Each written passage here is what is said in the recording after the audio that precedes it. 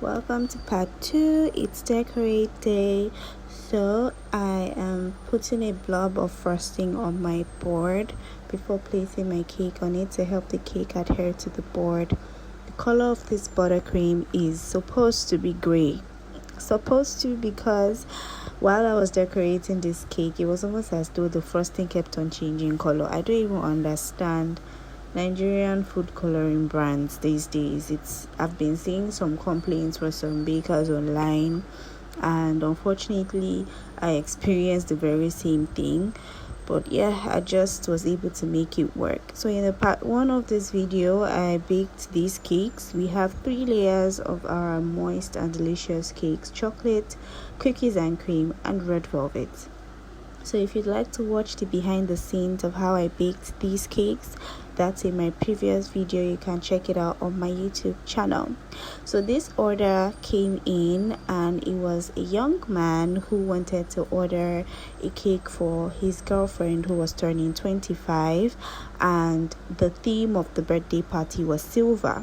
So he just told me to do something nice and make it silver. I'm going to attach the screenshot of the chat somewhere in this video. So yeah, he just said, I trust your work and I just want you to do something nice. And I absolutely love it when my clients give me freedom to be creative.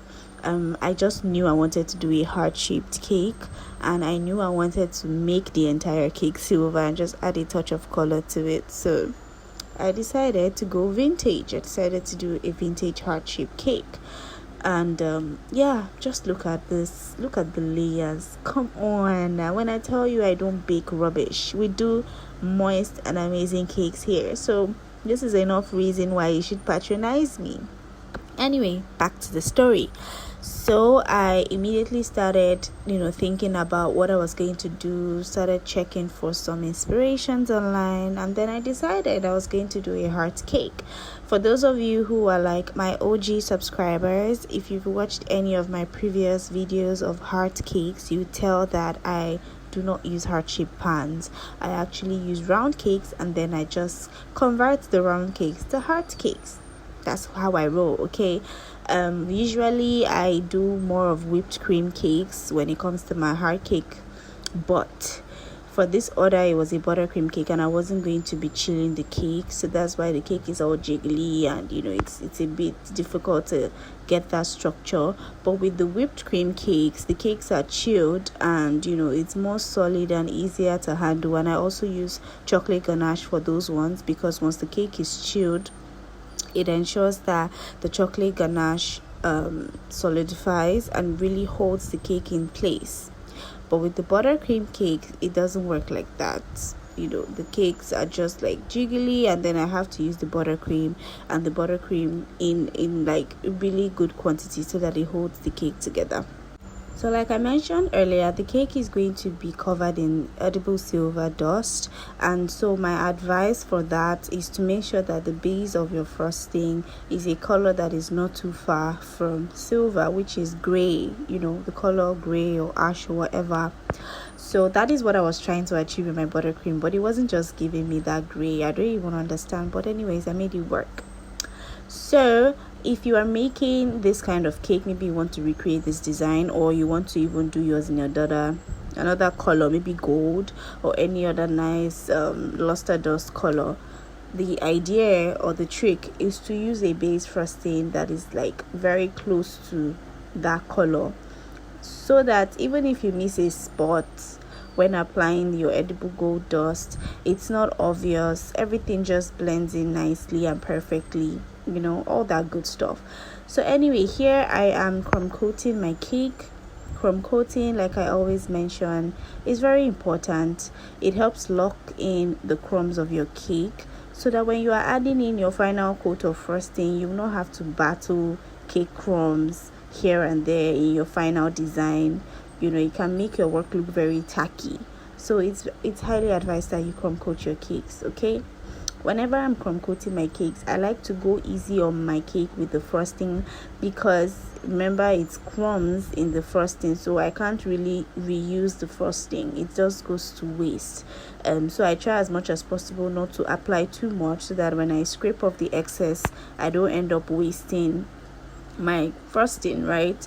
So here I'm going in with the final coat of frosting. Look at how smooth this buttercream is. If you'd like to know how I make my American buttercream, check my page. I have a video on American buttercream recipe. Better still, I'll leave the link in the description box, so be sure to watch that video as well. Also, if you'd like to know how to bake red velvet and chocolate cake, I have the recipes on my channel. I would also leave the link to those videos in the description box below. So here I'm just going around with my frosting. I don't know if many bakers would admit this, but heart-shaped cakes are actually difficult to decorate, especially when you're trying to get a smooth blank canvas with your final coat. It's quite difficult. Sometimes some parts of the cake would scrape off more than the others.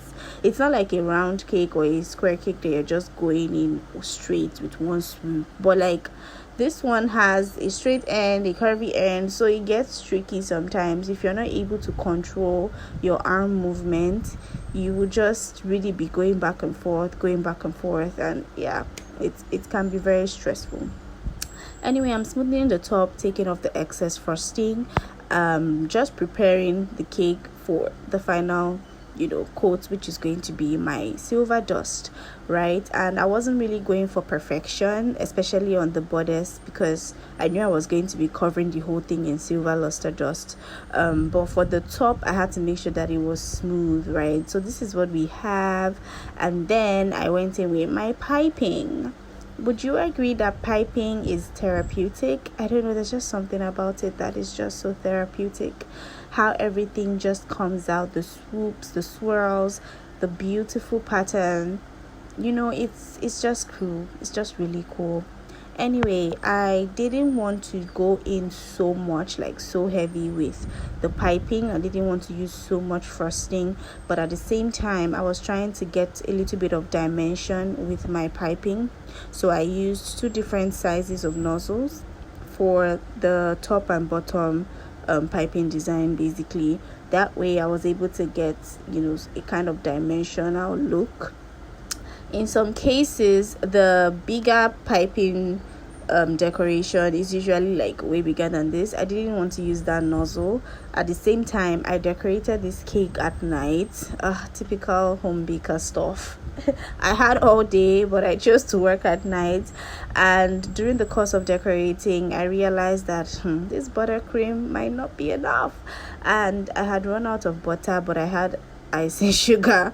So I was just like, I have to manage what I have. So that was actually one of the reasons why I didn't want to go so heavy with the piping and use a bigger nozzle. I just wanted to manage what I have and just play safe. But funny enough, even after doing all the designs, I still had a little bit leftover frosting, but what was left wouldn't have actually made it through if I decided to go bigger than I did with the piping. So here I'm just doing the top of the cake. Basically I'm just piping on the top. When you see all these cake decorating videos, especially in the form of YouTube shorts or TikTok videos or Instagram reels, you see piping, you see it fast. The video is in 1 minute 30 seconds, and you feel like, oh, that's how fast, that's how cool it is. No, it doesn't work like that. As a matter of fact, if you rush it, you can mess it up and you have to start again. So this is actually how slow and how time consuming it is to decorate. Also, I'd like to point out that vintage style cakes actually cost more than regular decorated cake designs because of the amount of time it takes and the skill, and also the frosting. The kind of frosting, or rather the amount of frosting I would use to the kind of frosting I would use to, or rather the amount of frosting I would use to decorate a normal fault line design or a normal cake without even any kind of piping bodice, maybe I'll just do some drips and add some toppings, is really, really small compared to the quantity I would use for a vintage cake because of the piping takes a lot of frosting. It really does. So I don't see why people will just send all manner of designs and just be like, oh, you know, because this is what we send, this is what I want, then it should be the same price. I mean, look at how much time it's even taking for me to just go around the cake with the piping. It takes a lot of work, a lot of precision, a lot of pressure on your palms because you're just squeezing that piping bag, and it takes a lot of skill as well. Not everyone does a nice piping job.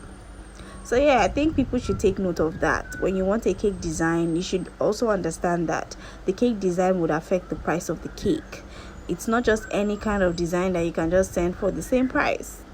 Anyway, if you can notice, the base frosting looks great, but the one that I am just piping on is not looking great. I don't even know what color this is, and it's the same batch of frosting. Everything was from the same bowl. So like, I really don't get why my gray frosting is changing color when it sets, or when I'm even like using it before it sets. When it sets, it then looks gray, or it may not even look gray. I don't even understand. I don't really know. But yeah, I think this is like a national problem because Nigerian bakers recently were complaining about Nigerian food coloring brands, how that the color that you get is not necessarily the color you see when you use it in your frosting, and then even after using it, when the cake sets, the color changes. It either intensifies, or it fades away, or it gives another hint or tint of another color. I don't know. Anyway, this is what I decided to do on the borders. I was trying to keep it simple, but at the same time, like I said, I was managing my frosting. So yeah, I just thought to add 25 on the top of the cake for the birthday girl. And here is how you cover your cake with edible silver dust. You get your silver dust, your edible spirit of vodka, add it in a spray bottle like so, and spray. At this point, my phone battery was low. I had to charge my phone, so sorry about that, but this is the end result. The person who ordered the cake had asked me to just add a pop of color. Any kind of color really would work, and I went with red because I felt like it really popped. What do you guys think? Hope you enjoyed this tutorial. Thanks for watching, and I'll see you in my next video. Bye for now.